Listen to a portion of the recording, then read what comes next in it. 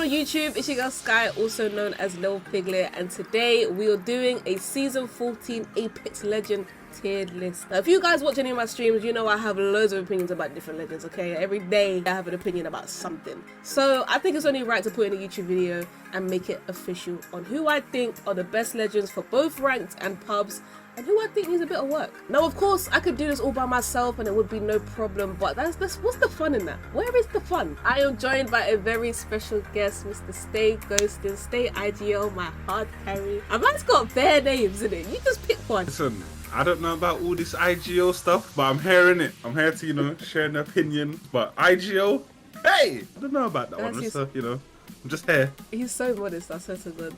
Okay, first legend on this list. I feel like this is poetic, don't you? Miss Bangalore, my main. Yeah, because you're my the day Bangalore, one. so... My day one legend, yes. Let's be real. Let me be very honest. I can't be biased. Miss Smokes that don't smoke. Miss Ult that doesn't kill. I'm gonna put her C. You're putting her in C. I'm putting her mid-range, middle tier. If we're being real, her kit right now is very, very average. And she has a lot of counters. Like a hell of a lot of counters right now. Me personally, I would like to put her higher, but I don't really have a reason to. I don't know, maybe in like pubs, you might get more like fun out of her. Like, I don't know, but I feel like in ranked, there's defo legends that can offer more to the team. Obviously, I don't know, Bangalore goddess like yourself, that can go in A, but for the general consensus. Do you know what it is? I just feel like if someone's a really good bang main, they're just good. Like, her kit isn't hard to use. They just have a high skill level, like in terms of gun skill, movement. You could use another character and probably do better with them anyway. So we'll leave bang at C for now. It does pain me. My chest is hurting. It's hurting. All right, Bloodhound, the original wall hacker. Where you put in Bloodhound? For me personally, I feel like the minimum you can go is an A. I agree. I feel like Bloodhound is probably like the safest legend to use or have in your team. Yeah. Like, you cannot be upset about having a Bloodhound in your team. Like, even if they're bad, you just tell them to scan and there's already more info than you get from any other legends. If someone picks Bloodhound, you can't really be upset. It's just like, yeah, we got a blood and you move. We got wall hacks now. It's like, yeah, let's go kind of thing. And I think for ranked and pubs, they've remained so relevant. Like, Bloodhound's never been obsolete in my opinion. Like, most people that play Apex for the first time, I always see them playing Blood. Yep, I like that one. I'll leave that one there for now. Caustic Gas Zaddy! Do you know what? I used to hate Caustic, and I'm so happy I saw the light. And don't worry, it has nothing to do with the new skin, but he definitely went to a black barber. If anyone's seen that new Caustic skin, he went to a black barber and switched everything. Caustic for me, I'm gonna put on B right now. Caustic's like skill gap is a bit higher than a lot of legends. Our ranked adventures, right, with a Caustic have either gone amazing, like we have bunkered down, we've controlled an area differently, like no one can push us, no one can touch us. And then other times, we just got rolled.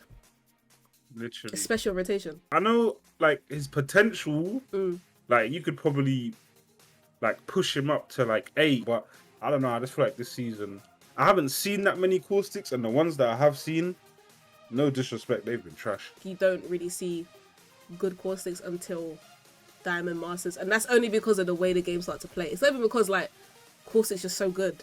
It's like the nature of Diamond and Master lobbies is more about coexisting, holding your spot.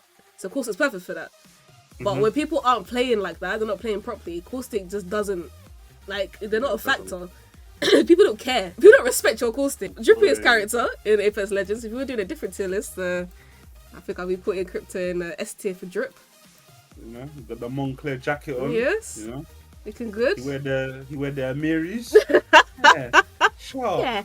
This one's gonna annoy me, man. I would wanna chuck him in A, but for like general like pubs and ranked, it's the same problem with like some of the others. Most people ain't using Crypto how it should be used. Let's focus more around the potential of the kit in the maps that we have right now, in the nature of ranked and pubs, the way the pacing that people play at, all of that. Let's just do it from a kit perspective. I feel like every legend has issues with just bad players using them.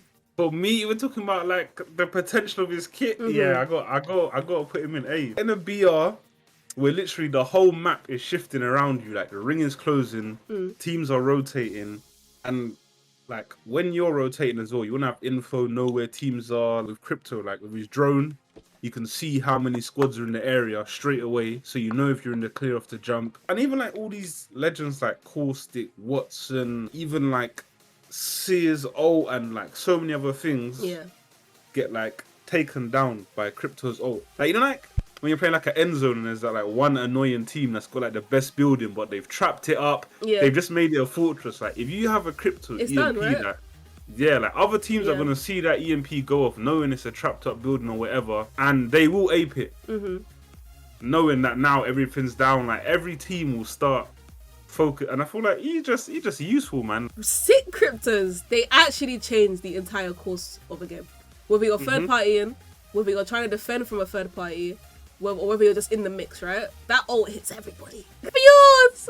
Or as you like to say, Fuse it! Fuse it? Yep, that's his real name if you lot didn't know. Fuse it.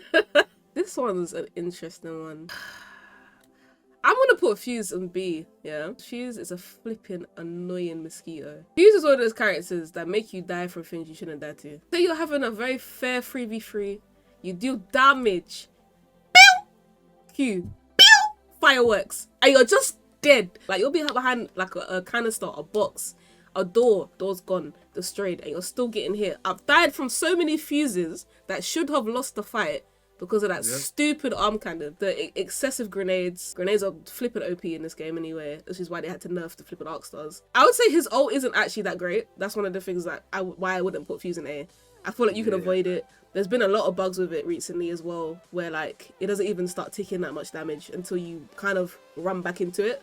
And you can get out of a Fuse ult if you want to. Fuse ults, like most of the time I've heard them this season. Yeah. As soon as I've heard it, I've already started moving, and then I'm not even like in the ring of fire anymore. Like I don't really feel it happens quick enough. I think the more the problem just arises from the passive and the Q. I don't really see many fuses in ranked. I think for ranked, Fuse is probably maybe more like a C or a D. But for pubs, I think Fuse is really fun. Like Fuse can definitely like save you from dying a lot. Like if you can buy you time, literally if you're one shot, you just queue like a doorway, you queue a hall. They can't push you. You have two of them. And by that time, you probably pop to a bat or a cell, or a syringe or medkit, and you're kind of back in the fight. There's a lot of buying time with fuses, so yeah. And I really rate legends that can do that, like increase your survivability, even if it's by a second. Fuses are hard to rank, but I'm cool with B. I do feel like it's a low B. Like I do feel like there's a skill gap between a caustic and a fuse. Gibby, na na na na na na na na na. Fluffy boy. Got his own theme song. Yeah, listen, guys. Me and my brother made up a theme song from season 0. We have a Gibby theme tune. Alright, I'm not gonna release it yet. It's gonna come out in a mixtape one day. But just know, iTunes. Yeah, listen, they're gonna make a whole spin-off series for this character. When they do it, I'm gonna contact Respawn and say I've got the theme song for the opening episode, and we will get us money. I'm not gonna lie, beforehand, like before this season, I would have given him that solid S. But now in this meta where you have like a lot of Maggies, boy, like Gibby for me, he's like an A, because even like I've been playing a lot of Maggie this season, and as soon as I see them bub, like I just throw that wrecking ball and that bubble just disappears. And even if like it's a Gibby fighting another team and we're third party, and like once that bubble goes, like they're just open to damage from so many different LOSs, and it's not really like a big like safety feature anymore. There's 2 times you've done this where you have just dismantled a Gibby or a bubble, and they are just like a fish out of water. They don't know what to do. Jesus. And I wouldn't say that just that one Maggie change will drop Gibby any lower than an 8 in my opinion. Gibby is still extremely viable. I'd say for ranked, this is the main reason why Gibby's still at A. But for pubs, I can't lie, I think Gibby's dead. The reason why we're doing it based on more the season and the maps is because everyone's playstyles are very different. So in pubs, it's WQ Legends. Like literally the most aggressive characters are thriving right now. You just can't defend against it anymore. Like people aren't even afraid of your bubble. People know how to play Gibby bubbles better than Gibbies. I'm still not seeing as much Maggie as I thought I would in ranked. And because of that, I feel like Gibbies still get to do what they used to do. And kind of control the game how they were before. If we had more Maggies, it might be different. Miss Horizon. I'm not wasting no time. She's S tier. Listen, Horizon is the greatest movement legend that we have right now. She, hands down, there is no one better in terms of maneuverability in the Horizon. Like, her Q can literally get you to the same places as a Vantage or a Valkyrie. Like, the amount of times that I've gotten myself and my team out of like sticky situations just from using my Q and not even needing my ult at that point. I think Horizon's been sick for seasons. I just think like people didn't know how to use it. Even me myself, I used to avoid using Horizon because I could not use her kit. Like, for example, trying to shoot somebody on her Q, it takes skill. But if you can master your vertical shots on a Horizon Q, you're OP. You are OP. And I'm gonna insert some clips right now of me doing that right here. What do you do against a Horizon that doesn't miss on her Q? It's long. And her ult, oh my god, her ult is literally the ultimate create chaos and get the hell out of there, or create chaos and kill. Literally, there's two ways to use it. You disengage or you engage. Like, you can use them in any way, regardless if someone like destroys it within a couple seconds. It always does enough to buy you a couple seconds of time. People need to stop trying to outrun a Horizon ult. Just like, bro, shoot it and keep it moving. Like, you're just wasting time 100%. For the team to pull up on you. We're dropping. The CEO of Mozambique here. I feel like in this meta of like ranked, you calling in that ult, most people in rank nowadays are going to be like, oh, that's a lifeline. Because even we do it. Like, we're like, oh, that's 100%. A lifeline drop. And then whoever's in the area and sees that blue light in the sky, they're going to push you. So you just summoning teams to you like it's the flipping Batman light in the sky. Literally, it's a beacon for everyone to congregate. And most of the time, if I see like a lifeline resing her teammate in ranked, I'm gonna damage the lifeline enough so she backs off, and when she backs off, I'm finishing your friend that's on the floor 100%. with whatever gun that's in my hand, and they're out the game. I would even go a step further and put lifeline on E. Jesus, E for emergency and emergency. Literally. Only thing good about a lifeline is the player who uses her. Why are you doing this to yourself? Like, you have to have some type of gun skill to use a lifeline confidently, right? So why on earth are you not just using another legend to complement that? And I just look at Newcastle and I just think she was shagged. Loba. Now, with this one. For all you people out there that just look at Loba and get excited, there you go. There you go. I'll give you a couple seconds. You enjoyed that. But kit-wise, back to the kit. I would put her in B with pubs and ranked. I'd like with Apex, RNG is probably one of the most irritating things you can come across. And in ranked, it's the difference between you living and you dying. Like, if you just don't have the loot, there is quite literally nothing you can do. It's not your fault. Like, if you just get bucked by somebody with a purple shield and you're still stuck on your blue or your white and you've got no mag on your gun, it's not your fault. Like, sometimes there's literally just nothing you can do when the loot is not in your favor. If I have a loot on my team, I literally instantly have my load up and I have a good shield. And her ult comes back so damn quick, she might as well just land with her shot. And mid-fight, the amount of times I've used a Loba shot, like mid-fight, getting third-partied, armor swaps, drop the armor, so we just have it on the floor. Like, there's just so much control. I would say she's not A in terms of like late game. In my opinion, I just don't think she changes like the nature of the actual fight once everybody's already settled. Like, and her bangle's very situational. It's just for her. For example, your Loba might extend their life for a bit longer, but that bangle's not helping your team. Ghosted stepped up to the plate when we saw the patch notes. We said, we just can't go to waste, and he took on the challenge of Maggie. You'd like to tell the people how you've been finding Man Maggie in season 14. In this current season, from my experiences, I'd give her like a B, you know. I don't really think she goes higher than that. A lot of people use the ult to like charge in at teams, or if a team's in like a building, they'll throw it at the door or to like break in and things like that. No wrong, it's useful for that, but also like I feel like it's very good to use for escaping teams. There's been times where we're in a pinch between two teams, like we've used the ult to get away. Yep. A lot. We used it to engage, like we've used it to even rotate. So what do you think stops her from being an A? I don't know, man. I feel like her and Fuse are very similar. It's just that both of them, when their Qs land, there's literally a second to like kind of move out the way and avoid it. Fuse's ult, loud as hell. You hear it, you know to move. Maggie's ult, loud as hell. Like, and as even with teams that like use it to push, once you hear that ult, like the general direction, like no matter how bad Apex audio is, that's one thing you're always gonna hear. Yeah, it's true. And once you hear like the general direction of where it's coming from, your team can sort of position and get angles to like look that way. So even if they come running across it at you or whatever, you've kind of like taken a defensive stance to like counter that and beam them as they run into you. Now, when you start to learn how to play Apex in terms of positioning, one of the things people keep talking about is using doorways, using cover. Like that is where people are now conditioning their mind to be when they take fights, whether it's inside, outside. Your brain is constantly thinking, what's my next piece of cover? What can I use? What can I jiggle peek? And Maggie makes that impossible. You can't do it. It's not happening. Like, it's a direct counter to how people are trying to play Apex at the moment. Overall, like, compared to other offensive legends, I don't think I can give a higher than B. Mr. Bamboozle. Do you know what? Mirage is so cold. To have to second guess what you're shooting in a fight, those split decisions are the difference between life and death. C/D, only because Mirage is a very individual like type of character. I feel like 1v1s, Mirages would be higher. In the type of climate we are in season 14, Mirage is probably like a D. But damn, he's fun. Even with his like res where he goes invisible and all that. Like, don't get me wrong, like if like a team's a bit far off, like fair enough, useful. But even if like I don't know, for some reason you don't hear it or whatever, the moment they lift up out of that res, like the guy that's got res is getting dropped again, and the Mirage is going with him. Yeah, their ult is best used when you don't even see them pop it. I feel like their Qs used more for information than anything else now. Like you put your Mirage clone out to see if anyone shoots it. I do think the overall player base has had like so many seasons to learn about Mirage's kit. I don't think there's any surprises that don't worry, you can still be bamboozled, it still happens, but like the likelihood of a Mirage actually bamboozling you on a consistent basis is so low. We have been fighting Mirages for 2.5 to 3 years. I would put Mirage in D. I think the characters that are obviously lower are ones that I feel like could do with a bit of a rework. Newcastle, I can't lie, that guy, he gotta go in S. Like, there's been times I've seen Newcastle's use that knockdown to res in someone's face and just constantly twist and block shooting angles.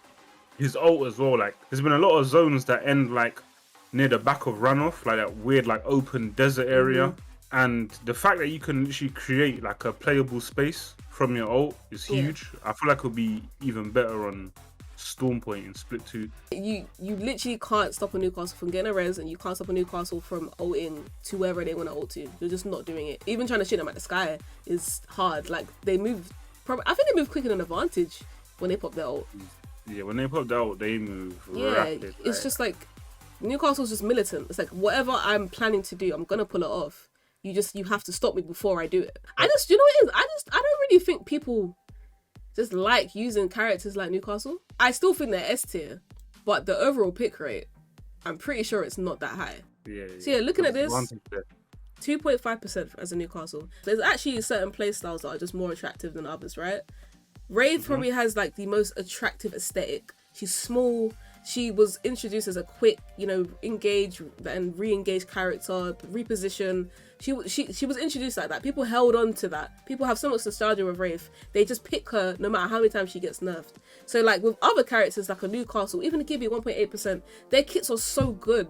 But they are bulky characters. You get focused. Your movement doesn't feel as smooth. And the plays that you might want to make that are flashy, you can't do with these characters. So it makes sense why their pick rate is low with such a good kit. But I'm trying to explain to you lot, like, his pick rate being low doesn't mean he's not a good character. The same way Ray's pick rate being high doesn't mean she's a good character. A lot of this is based on preference. I think S tier for ranked 100%. I think for pubs maybe a B. Where are you putting Octane? I can agree with that, to be honest. That's where I would, if you had asked me, that's where I would have put it. I feel like Octane is a similar one. When I spoke about nostalgia of a character, I think people still use Octane because they just look fun to use. Like, the fact that my character is losing health every time I want to pick up speed, I just can't do it, I'm sorry. Octane jump pad can be taken by everybody under the sun, and it can be destroyed. And I'm telling you, Octanes get killed in that jump pad more times than they escape nowadays. Or at least get cracked. You do not move as quick as you think you're moving. I feel like Octanes think they are moving at the speed of light. They're on the strafe is great. 1v1 with Octane and they've stimmed. Don't get me wrong, like, it's not an easy fight. But again, if you just work on your mechanical skills, it's not a problem. It's very rarely because you have an Octane in your team that you won a game. It's more down to the person playing them. It's just you have a cracked teammate. Ash. Where would I put Ash? This is actually a good one. This is probably the one that I'm going to struggle with out of all of them. No, it's harder, but like I'd put her like a low, high C, like that sort of region.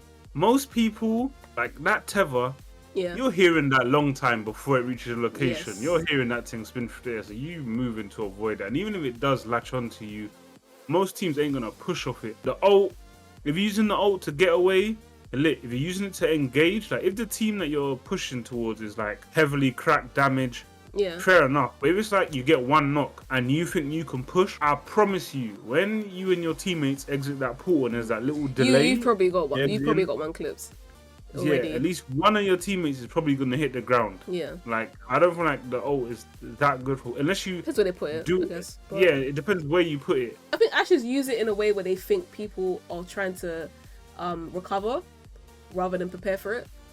I think a lot of Ashes just think, yeah, if we ult, they're gonna be trying to bat or heal, so they're not even gonna be looking. But a lot of people have clocked like Ashes now. Like, you don't have to be afraid. You actually have to be scared. Yeah. You have to commit to that push because you can't go back through. Yeah, it's done after that.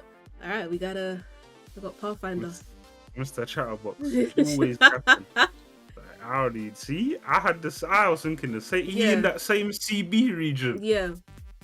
Kit, and this is Kit. What? Like, this is, don't get me wrong. And I know people are just they're so attached to these movement YouTube montages, right?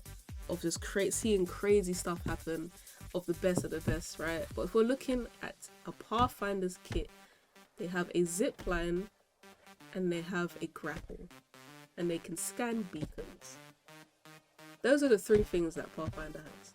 The zip line used to be the greatest thing about a Pathfinder because nobody else had any vertical movement. Like, there was a time in KC where you had to have a Pathfinder on your team or you were not making it to endgame. Because every damn cliff was playable. And if you have a Pathfinder, you're getting up there.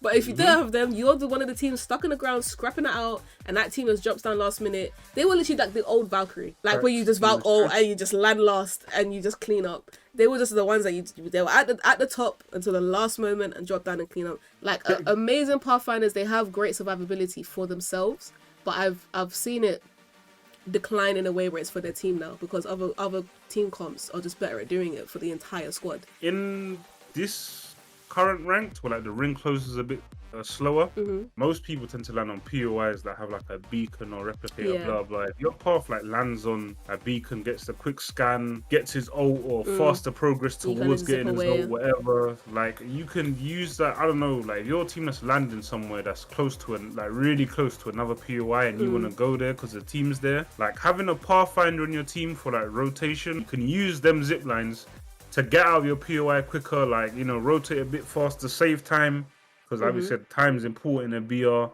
If you want to like get to another team that's local quickly before the ring starts closing in on you, like you can use that as another method of rotation to get there quick. Like, that's one good thing I'll say about Path. Their kit is still good. I just think there's now a cap on how much potential Pathfinder has because of all the changes they've made to the game as a whole. Legends, maps, the way everything plays out. It's just Pathfinder used to be. Pathfinder between the seasons of maybe season 1 and season 4 was S tier.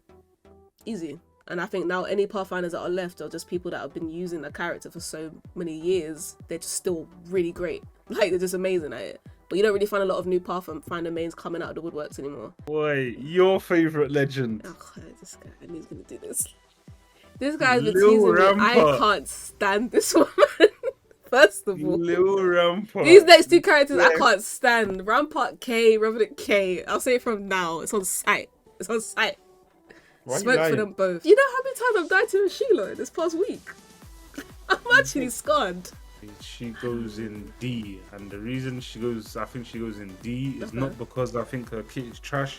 I think using someone like Rampart, again, is very based on the individual that is using her. When you've got people like Maggie and Fuse and stuff like that, Rampart defense, like, especially right? Like you're getting pressured. Ramparts, I feel like actually have like a low mental fortitude. Like as soon as you shoot their barrier, they're like, what the, like they just get angry. It's just like, why are you shooting it? What's the point? I'm gonna put another one down. And then they get tilted and they get irritated, they take out the Sheila and they start making dumb plays, like just trying to get you gone, and then they move from cover. And I've seen Ramparts get broken down so much because of the mentality of a lot of Rampart players. Not all of you, but there's a lot of Rampart players where your mental fortitude is dead. Yeah, so dead. One good thing I will say about her as well, I don't actually know if this works because I haven't tried it, but talking generally, the fact that shooting through her shields gives you like a damage amp, like a buff. Yeah. of people you hit, like that is crazy. Like there are situations where you're just not going to be able to beat a Rampart team. It's just going to happen. But we're talking about how often this happens in the climate of Apex right now. It doesn't happen that often.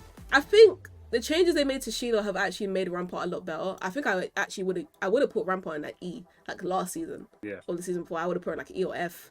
The reason she's in D now was actually more because of Sheila and the damage boost through her shields. That's actually kind of brought her up, in my opinion. Was Rampart my pick? Yeah. No. Was it yours? No, she was mine. Alright, cool. Alright, so Seer. Seer. Revenant K!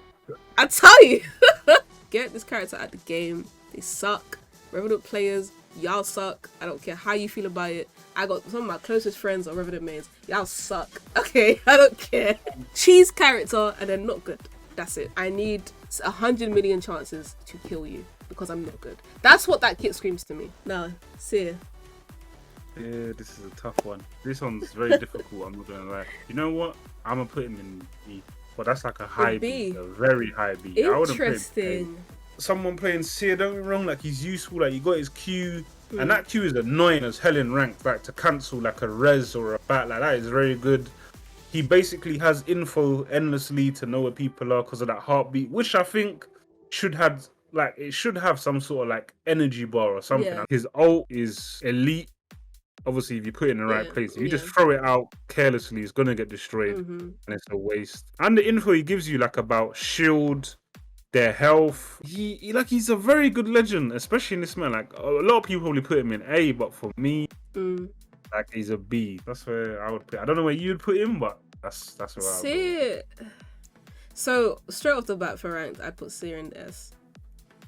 If we were doing a ranked tier list, Seer would be an S. A lot of people in ranked base their entire playstyle off of this here. It's the same way before it was off of Valk. And before that, even based off of Gibby. If your Gibby dies, you're screwed. If your Valk dies, you're screwed. The way people use Seer in ranked now, if your Seer dies, you're screwed. That level of info in Apex is so important. And then you know what? Yeah, sorry to cut you off. You know what? I'd actually put him in A. You know. Yeah. But not S. A. I can no. Do, so yeah.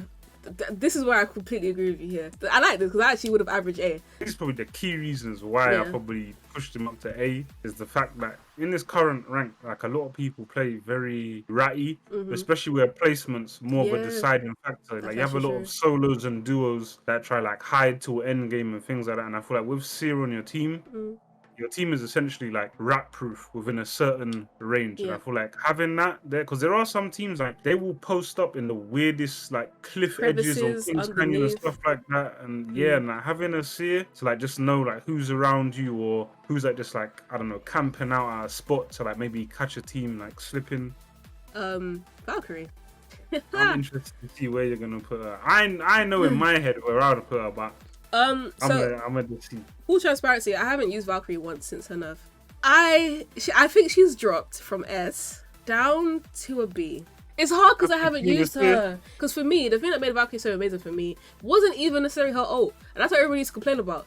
It was just the fact that this woman could fly and how long you could fly for. And obviously that's what they nerfed. I've just seen situations where Valkyrie's on my team, I said I've run out of juice and this is stuck. Don't get me wrong, obviously you can notice the differences, but I still feel like she's very useful. And again, you put her in A? That ult is just, I would put her in A. But before she was before S.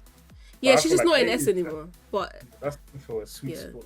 I think Valkyrie's still viable. I think that's the first thing I said after having, because we were playing with Shah, like, I just noticed that we could still kind of do what we want to do. Valkyrie was still very much viable as a team legend.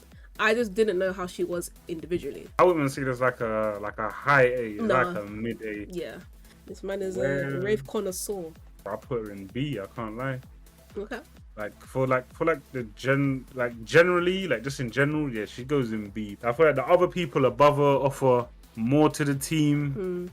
Especially like if we're talking like offensive characters, definitely like Horizon offers a lot more. Even like Maggie with that Q off, like Wraith is good if you know like how to take her off angle, flank, things like that. Or I don't know, you have very good gun skill, I guess. But again, that's not down to Legend. That's down to you. Like, her Q's good. Takes a bit long. I wish it was how it used to be. But again, I can see why they changed that, because it must be annoying. With that, obviously, if one of your teammates gets knocked, you might be able to quickly port them out. Then there's other teams around. Like, maybe the team you're currently fighting won't sacrifice their position to chase you, so you can get a res. Like, oh, it's good. People are saying, yeah, Wraith needs to be buffed. Like, she's not good. Look at her pick rate. Stop using her. Stop it. This is a signal to all Wraith mains. If you want your character buffed, stop using her immediately. And the same thing for you damn Octane mains. Look at you. I'm sorry, but you are the reason why Wraith is bad right now. You are the reason, because you are not responding to the changes of your character appropriately. You're keeping this pick rate high, and we know by now Respawn look at pick rate as almost the be all end all of who they buff and nerf. Is it right? No, they shouldn't do it. It's terrible. But you are literally the reason why she hasn't been buffed. If all of you man just switch to Horizon for a whole season, let Wraith's flipping pick rate drop to 5% or lower, they will buff her, and then all you sweats can come back to a buffed Wraith. But back to how she is in the overall roster. Yes, B tier. I think she's still good. I want to put Vantage on B. She actually but she's a high B. Reason why she's not A tier, I don't think that her kit necessarily alters the way the game's being played. I think it just complements the way the game's being played. These characters above here, I think it alters the way that we play Apex. We've got 3 flipping sensory characters up here, for example. Whether it's information based, whether it's breaking down defenses, whether it's being able to hold and then repositioning, right? I don't think Vantage has necessarily added anything on the same level as them. I just think she plays well in this climate. So yeah, I wouldn't put her up there. Do you know who I'd say she's similar to? Not similar in terms of kit, but in terms of having him on the team. She's kind of similar to, I'd say, Bloodhound. Like, if she's on my team, I don't really feel like I've lost anything. Yeah. Like, I feel like she's useful. She can get high ground. She has an ult to land like damage buffs for the team. She can scan beacons. Like, she's useful. Like, if she's on my team, I'm not gonna complain. The reason why she's a high B, in my opinion, she has 3 weapons. She has 3 guns. She is the only person in this game, other than Rampart, to have 3 weapons. Loadout was so important when especially with ranked. Because if you run a sniper, you have to make the decision. Do I run an AR or do I run a sub? Because running a sniper and a shotgun is madness. And if you do that, you're insane. She gives you the most flexibility with your loadout in this entire game. She's dangerous. Especially a lot of people using G7s now. So if she hits you with the sniper, then her teammates like shoot you like a G7 or 301 flatline. Down, right? That is going to hurt. Yeah. Both pubs, both ranked. You should get use out of her. And I just think she's helpful. The last one is Wattson. Dude. Again, like, her kit is not bad. It just depends whose hand she's in. I feel like Wattson, don't get me wrong, there is like a level of skill for people playing her, but I feel like most people that do decide to play that Legend are people that are like somewhat good. In the right hands, she could probably hit flipping S, but if we're talking generally, I'll put her in A. Okay. But this is more so for, say, I would say like the higher ranked lobbies probably. It does so much. One of my favorite defensive Legends, actually. There's a sense of security. There's something about a Wattson that still scares teams. There is a level of respect for Wattsons. Like, there's little tricks that Wattsons do nowadays that people have to worry about. It's a bit similar to like Caustic as well. You have to proceed with caution, and what her kit actually allows you to do is just very versatile. Yeah, I think we have just completed our Season 14 Apex Legends tier list with the way that the games have played out this season so far. Ranking it from Legends that give me the most trouble to the least trouble. This is kind of where it's been at right now. This list, like, if I saw this list, I could be like, yeah, I agree with this. No bias, by the way, guys. No bias. Yeah. But yeah, guys, that's gonna do it for this YouTube video. This is my first tier list, Season 14. It's been a pleasure to be joined with my co-IGL. This is Stay Ghosting. All of his socials will be in the description below. You're able to find them. You're gonna want to follow the TikTok, the Twitter, the Twitch. Yeah. Don't follow me. I'm joking. He's so silly. We're going to be bringing out a lot more Apex Legends content of different types. This is not the last time you're going to see Ghosted on the channel, I hope. The tier list was fun. I enjoyed myself. I appreciate, cool. Having me here. The little Piglet channel. All right. Let's get this outro done. All right. If you enjoyed today's video, please like, comment, and subscribe. And look out for the next time we drop another in a bit, guys. Later.